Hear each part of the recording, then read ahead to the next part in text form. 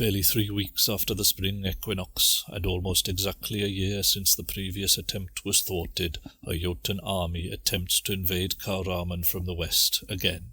It is a smaller force than that which came last summer. Only 15,000 or so warriors march into Serra da Mata from the Lassambrian hills. At first they face minimal resistance. Some try to fight, but the majority of the inhabitants of Serra da Mata choose to flee. Those most minded to resist have died or been taken as thralls during the previous invasions, or joined the army or the garrison at Fort Breeden. The Jotun advance quickly through the hills, sending raiding parties south towards Rioja and east to harry the caravans transporting white granite and mithril from the cliffs and the pit. Leading the advance here are the Bear Who Swims, last seen in Liathavan. Their numbers are still bolstered by magical knights brought from the court of Elianaris to support the Jotun, who take the form of orcs with spreading antlers in crimson and gold armour. Before the spring equinox, the army sought to remove the imperial presence in West Ranging for some reason, perhaps tied to their interests in the paths of Lanthuven. Only the intervention of imperial heroes during the spring equinox prevented the Jotun from tearing the hidden paths wide open, allowing Jotun armies to traverse the Valorn between northern and southern Liathavan, and causing who knows how much else potential damage in the process. Perhaps their commander took the imperial heroes as evidence that the Empire were not done with Liathavan. Perhaps coming to Kahraman was always their intention. Regardless, their tactics prove almost as effective in Kahraman as they did in Liathavan, and they quickly establish armed camps in the western Damascian hills from which to oversee and supply the invasion of the Cinnabar hills. They are not the only Jotun army here. The tenacious Skelderborn have come south from Summer Suak to aid in the invasion of Kahraman. The great host of northern orc warriors seem a little unprepared for the heat of the summer in the Brass Coast, but soon shed their heavy furs and sealskins, and join their cousins of the Bear That Swims in adopting lighter clothing. The honour guard of Queen Yisra Yanna's daughter herself, the Jarl of Jarls of the northern Jotun. They are a mighty force indeed. Early reports suggest that they are recovering from a great forced march along almost the entire length of the Jotun nation, north and south alike. Tired, they are forced into a more defensive stance than they might have chosen, yet when the Skelderborn move, they move like a thrown javelin, direct and swift, their long strides eating up the miles until they crash like a wave against their destination. It seems a little odd that the Jotun invading Kahraman are both northern armies.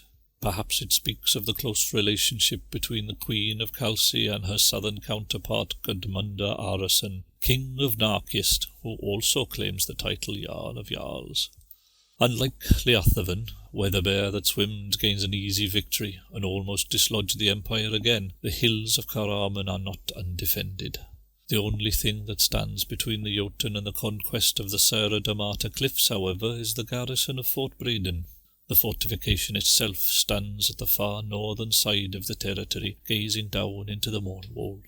The Jotun are far away, across the rough, dry hills, fast-flowing streams, barren mountainsides and rocky valleys. Recent proposals regarding roads and bridges to help the garrison protect the miners and farmers have not borne fruit, but that does not prevent the doughty defenders doing their best to slow the Jotun orcs, and slow them they do.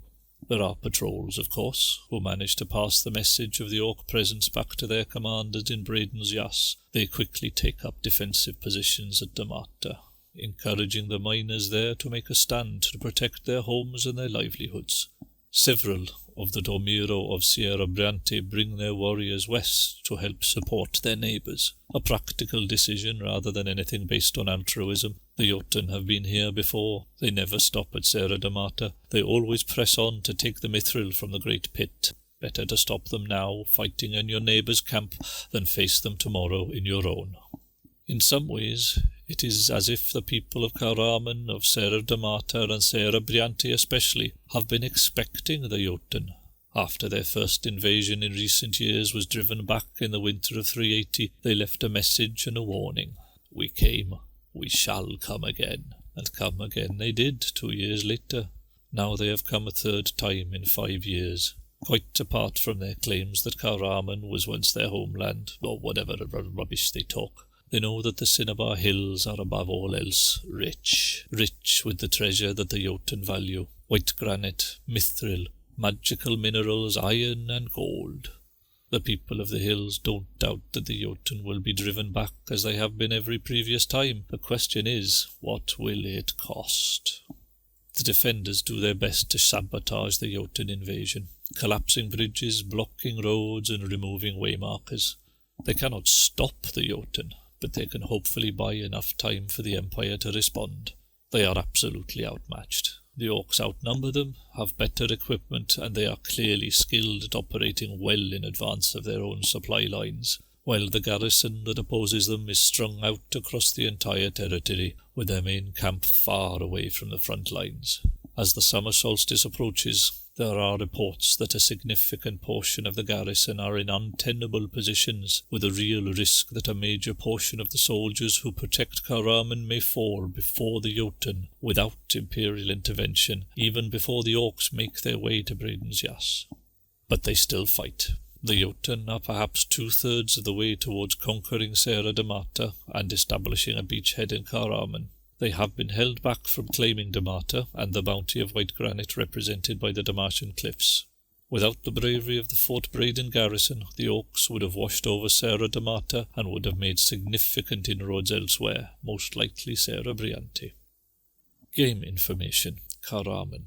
The Jotun have made significant inroads into Serra Damata, but have not taken the entire region thanks to the presence of Fort Braden. The fortification was not engaged directly, so neither side has suffered any real casualties. The challenges of defending Kharaman against the Jotun are beginning to show, however. A number of soldiers from the fort are in a precarious position as the summer solstice grows near. Further details of this situation can be found in the Major Conjunctions report. 3 of the 4 freeborn territories are now being invaded by barbarian Orcs.